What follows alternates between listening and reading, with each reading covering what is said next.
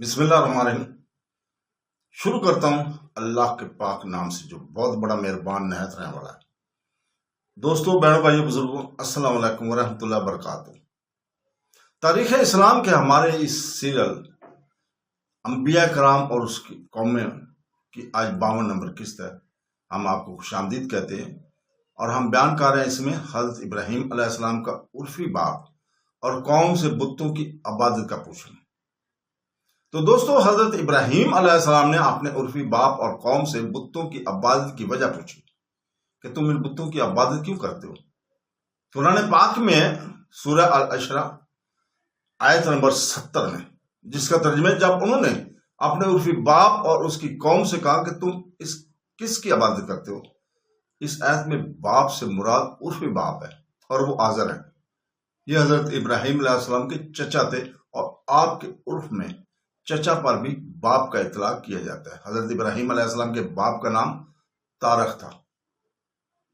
اس آیت کریمہ میں قوم کا لفظ ارشاد فرمایا گیا۔ قوم کا معنی بیان کرتے ہوئے علامہ اغب اصفہانی لکھتے ہیں کہ قوم اصل میں صرف مردوں کی جماعت کو کہتے ہیں جس میں عورتیں نہ ہوں۔ قرآن مجید میں جب عموماً قوم کا اطلاق کیا جاتا ہے تو اس سے مردوں اور عورتوں دونوں کا ارادہ کیا جاتا ہے، اور قوم کی حقیقت صرف مردوں کے لیے ہے۔ قرآن پاک میں ہے سورہ نساء آیت نمبر 34 میں، جس کا ترجمہ ہے مرد عورتوں پر حاکم ہے۔ قوم کا لفظ صرف مردوں کے لیے ہے، اس کا ثبوت اس آیت میں ہے۔ سورہ الحجرات آیت نمبر 11، جس کا ترجمہ ہے اے ایمان والوں، کوئی قوم دوسری قوم کا مذاق نہ اڑائے۔ ممکن ہے کہ وہ ان سے بہتر ہوں، اور نہ عورتیں دوسری عورتوں کا مذاق اڑائیں، ممکن ہے وہ ان سے بہتر ہیں۔ اس آیت میں قوم کے مقابلے میں عورتوں کا ذکر فرمایا۔ اس سے معلوم ہوا کہ اس آیات میں قوم سے مراد مرد ہیں، لیکن قرآن مجید میں بالعموم قوم کا لفظ مردوں اور عورتوں دونوں کے لیے آیا ہے۔ جیسے ہر نبی نے کہا ہے یا قوم، اس سے مراد مردوں اور عورتوں کی جماعت کا مراد ہے۔ قوم کا لفظ اس میں جمع ہے، اس کے لیے مذکر اور مؤنث دونوں قسم کے صیغے لائے جاتے ہیں۔ جیسے قرآن مجید میں ہے سورہ انعام 66 نمبر آیت اور سورہ العشرہ 105 نمبر آیت، اس کی مجھے اقوام آتی ہے۔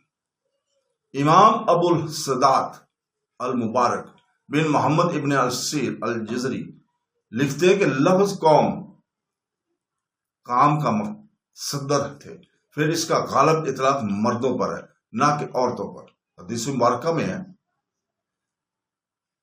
سنن ابو داؤد کی حدیث مبارکہ ہے 2174، جس کا ترجمہ ہے اگرچہ شیطان مجھے نماز میں سے کچھ بلا دے تو قوم کو سبحان اللہ کہنا چاہیے اور عورتوں کو تالی بجانا چاہیے۔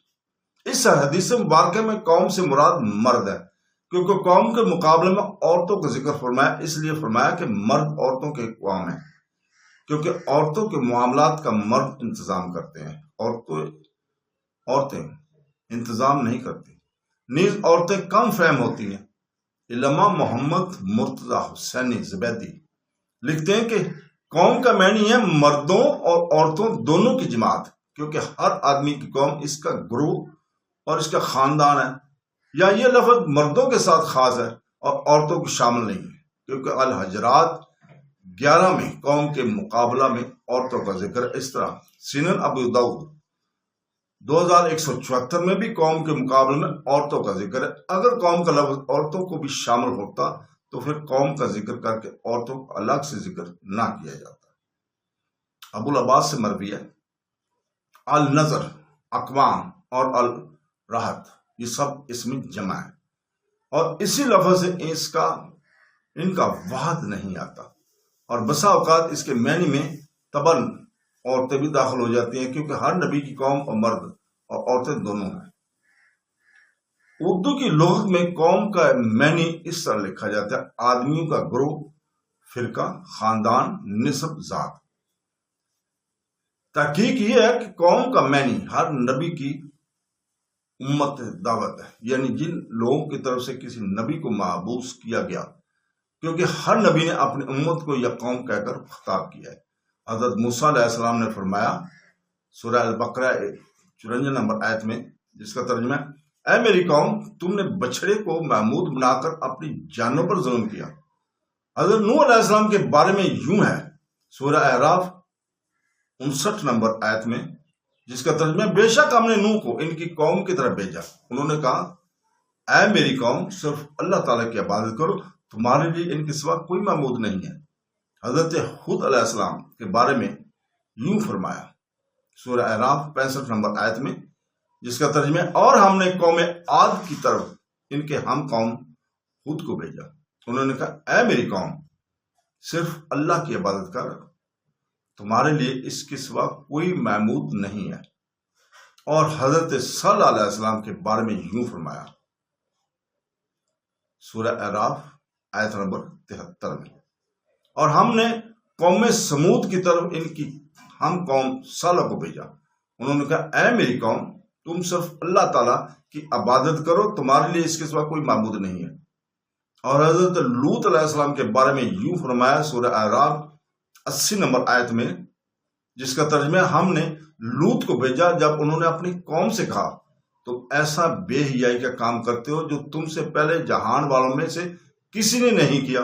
اور حضرت شعیب علیہ السلام کے بارے میں یوں فرمایا سورہ اعراف 85 نمبر آیت میں، جس کا ترجمہ ہے، اور ہم نے قوم مدین کی طرف ان کے ہم قوم شعیب کو بھیجا، انہوں نے کہا اے میری قوم، صرف اللہ کی عبادت کرو، تمہارے لیے اس کے سوا کوئی معبود نہیں۔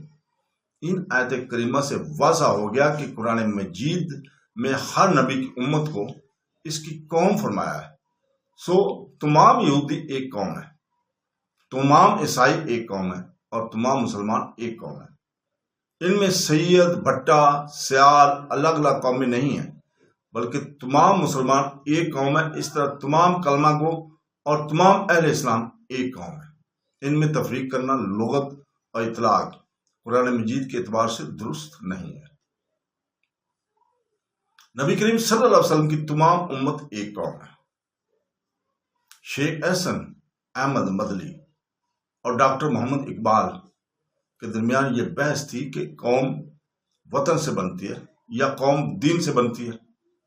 شیخ حسین احمد مدنی یہ کہتے تھے کہ قوم وطن سے بنتی ہے اور ایک ملک میں رہنے والے ایک قوم ہے، لہذا ہندو اور مسلمان چونکہ ایک ملک میں رہتے ہیں اس لیے سب ایک قوم ہے۔ لہذا انگریز سے آزادی حاصل کرنے کے بعد ملک کو مذہب کی بنیاد پر تقسیم کرنا صحیح نہیں ہے۔